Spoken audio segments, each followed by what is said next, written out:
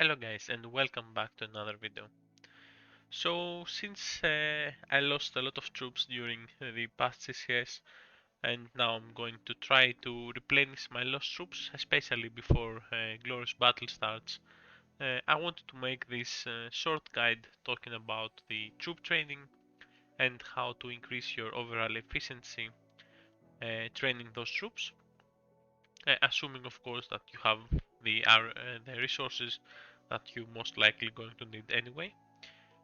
This is something that you can't change, obviously, but the one thing that you can actually change is the amount of speed ups that you are going to use, so you train the said troops. So the first way to do it is to check out your current training troop speed, your training speed. So this is the little icon on the barracks above the train. There's a little hourglass here where you can check your current training speed. For me right now is about 375, which is a really good amount of training speed for your average daily troop training, but it's not really enough to train a huge amount of troops at a short period of time or within a month, for example, like that. The way to increase your training speed, let's start from the basics, of course, is going to be your talents. So on the talent tree here, there are two instances of troop training speed, troop training speed 1, and below that is troop training speed 2. So in total it's going to give you 60% from level 2 and it's going to give you an additional 20% training speed from the troop training 1. So that's a total of 80% that you can have passively at any point. Next up, to increase your training speed, is something that you can do a preset on, is the training gear. So we have the champion's helmet, the oath hyperbolic, the oath heavy shield, the jewelry is the winter rose. The other two jewelry does not have training speed there, just for cosmetic purposes. And lastly, the storm's rage armor. These are the primary training speed bonus weapons.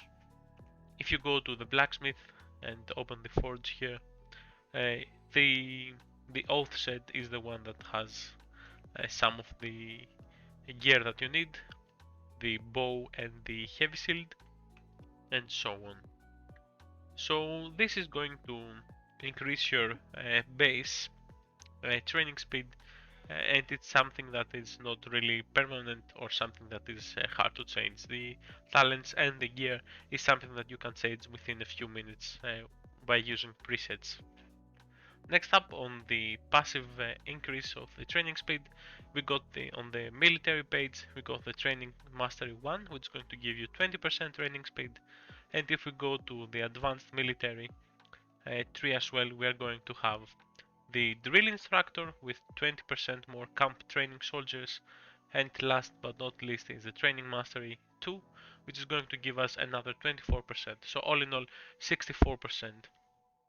So even though those seem like a small number, if you having them as passives, eventually they're going to add up to a lot of training speed. Where most people overlook the power of training speed is on the refinement tree. Here you can get training speed for your passive buff. Here are you going to see training speed, and it's going to be 15% for every training slot.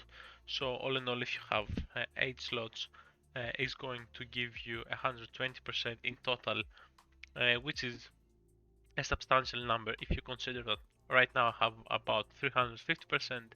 So getting an additional to 120% is going to add up a lot. So all in all, these are the ones that you can change quickly. But I think the biggest difference in troop training is going to be the buildings that you have in your castle. So the mint. It's one of the buildings that is going to give you the most amount of training speed for its cost, and especially if you are in a big alliance and have a lot of helps, you're going to pump them out really quickly, especially if you're going to use some speed ups in the process. Thinking about that, you're going to say, yeah, I'm going to use speed ups there, and why not use the speed ups directly to the troop training? And that is true in one point, but if you're going to train a lot of troops, like millions of troops, the mint is going to be essential because it's going to give you 20% training speed, and there are a total of 16 slots in your castle. That's another 320% training speed increase just from the buildings, which is, if you think about right now that I have about 350% on my daily basis, having another 320% is going to give me about 700% of training speed. And I'm going to show you with a small calculator exactly how many days can you save just from doing that. Last but certainly not the least is the four commanders that we have in the game right now that is going to give you a passive increase in troop training speed. We got Sabrina with 20%, we got Kevin with another 20%, Seg with 20% again, and of course Raymond with another 20%. If you upgrade Raymond, Kevin, Seg, or Sabrina, they're going to give you another small increase in troop training speed by the level 3, the 3-star awakening. But Raymond also on the max awakening is going to give you another 15% of training speed. So you can get about, I think, it's 120 to 140% additional troop training speed just from these commanders here. And again, from the troop training is going to be passive, so you don't have to use them for anything else. Lastly, we're going to talk about, of course, the training speed that you can get from the Sept of the Seven. This is a 20% increase in camp training speed, but this is only for 1 hour, so you can't really use it every time. It's going to be 1 hour only, so I don't really count it as a passive. If your alliance holds the CCS title, you're going to be able to ask your alliance to give you the drill officer, to give an additional 8% of training speed, and you have a month for this one, so it's not bad in the end. And talking about the titles as well, your kingdom holder, your castle in the King's Landing, titles here where the Kingdom King can give you another buff. This is the Master of Whisperers, where it's going to give you another 5%, so you can get 13% more training speed. So we're on the point here where we micromanaging a little details here and there to give you the most amount of troop training speed. But as I said again, if we're talking about millions of troops, eventually 1 hour here, 2 hours there is going to save you a lot of days in the end.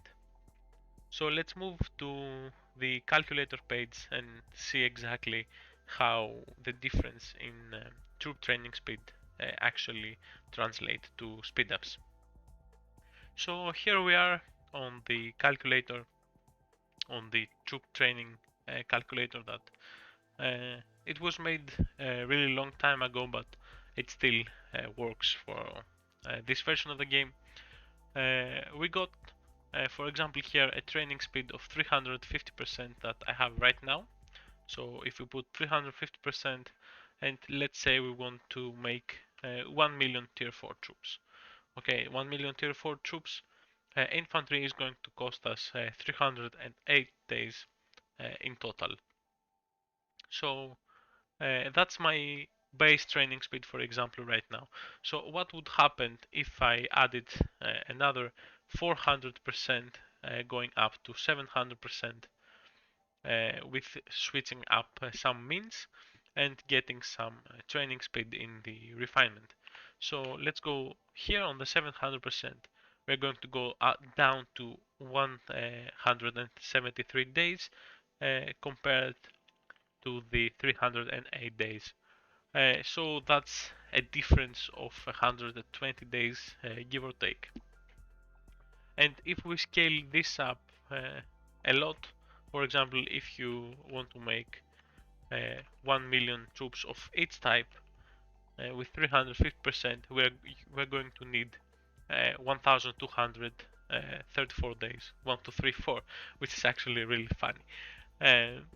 But if we get that training speed up to 700%, for example, we're going to go down to 700 days.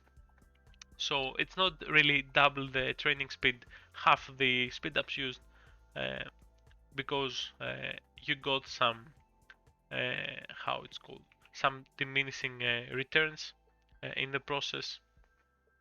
But as you're going to see, going up to full training speed mode is going to give you the biggest advantage in terms of training troops. What I actually really like to do is just after the KVK finishes, and the next KVK is going to be the no troops lost KVK, you're going to have about a 2 month period where you can switch everything to training speed and pump those troops non-stop.